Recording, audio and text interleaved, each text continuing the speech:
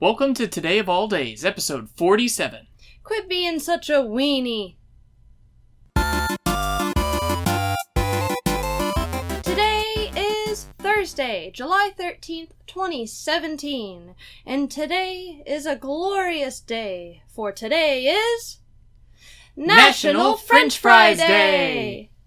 French fries are considered here in the States to be an all-American snack or side dish, served at almost every fast food joint or diner. However, are they really French? As with all coveted culinary delights, there is some debate as to whether French fries originated from France or Belgium.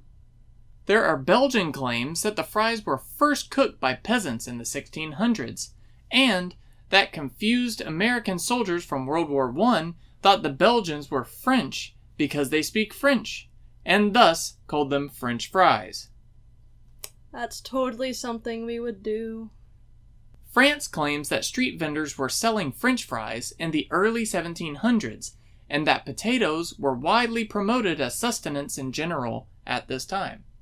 Whatever the true origins of French fries, they have since made their way across the world, being served in a wide array of cuts, lengths, toppings, dippings, you name it. And a lot of restaurants that you'll go to today don't even just cut the potato and fry it. They'll end up blending it up, adding some stuff, shaping it into a French fry, but we aren't like that. We like our French fries raw. Just potatoes and a little bit of salt. And a whole lot of love. You gotta have that love dippins. AKA ketchup. And besides just ketchup, for all of you out there who know what I'm talking about, dipping in some malt vinegar. That's the real way to do it. It sure is.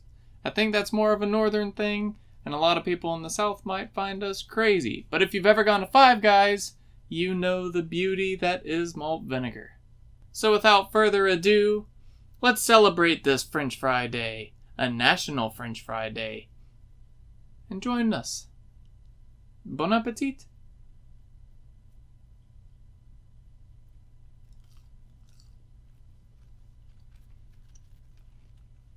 I gotta dip into some of that malt vinegar.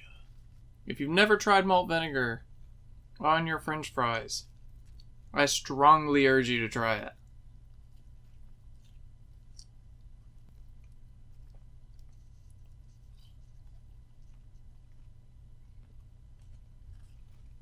And that brings us to... Today in History. In 1871, the world's first championship cat show was held at Crystal Palace, located in London, and it was organized by Harrison Weir. The show was organized on short notice, but the public's reaction was phenomenal, with 20,000 some spectators visiting the show. There were just about 170 exhibits, most of which were entered by upper middle class and aristocratic cat fanciers. Even the Duke of Sutherland submitted his Scottish wildcat to the show. Many rarer breeds were featured in the lineup, including the Manx, the African, French, and Persian long-haired cats, and the world's first pair of Siamese cats ever shown. There were reports of a cat with 26 claws, a polydactyl, if you will. Due to the overwhelming response to this first cat show, a second show was scheduled right away for later the same year in December, with the focus being on cats submitted from the working class, along with awards that were to be sponsored by the RSPCA, or the Royal Society for the Prevention of Cruelty to Animals. Watch out, PETA. There's a new boss in town. And it's actually the old boss. Yeah, Papa's back. So, if you think the world, especially the internet, is cat-crazed, you have Harrison Weir to thank. The first cat show was such a success, dozens of privately run cat shows popped up seemingly overnight as businessmen began cashing in on the cat-fueled hype train. Well, it's time for us to ride this train on down to the next station with... Bean and Franks Day! While it is unknown when Beanie Weenie first made its debut on our plates, baked beans were one of the first canned foods sold in the U.S., dating back to the mid-1800s, and hot dogs, or Frankfurters, date back to the 13th century. Those are some old dogs. But evidently you can teach an old dog new tricks. Hot dogs themselves were being sold on Coney Island in 1870, while hot dogs gradually started being served with toppings, sometimes including beans or chili. Perhaps it was only natural for beans and weens to come together to form their own glorious dish. Ah, yes, beans and weens and things. Soon coming to a city near you, right across from Panera. So naturally, we had to celebrate this one ourselves.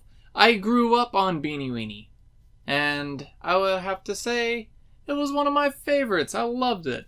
Who doesn't enjoy a nice big old bowl of beans and hot dogs? I mean, it's a childhood dream.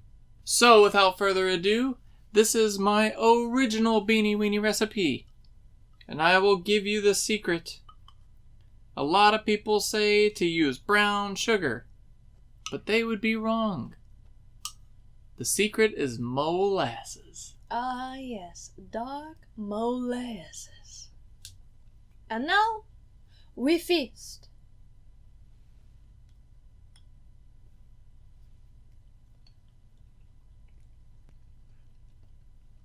Maria's been trying to steal bites this whole time.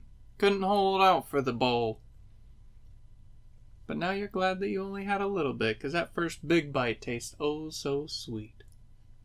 So whether you call them beans and Franks, Franks and beans, Furters and beaners, or bean ween, make a big old bowl and don't forget to share it around on this day. Today of all days. Today of all days. And we will see y'all tomorrow. Bye.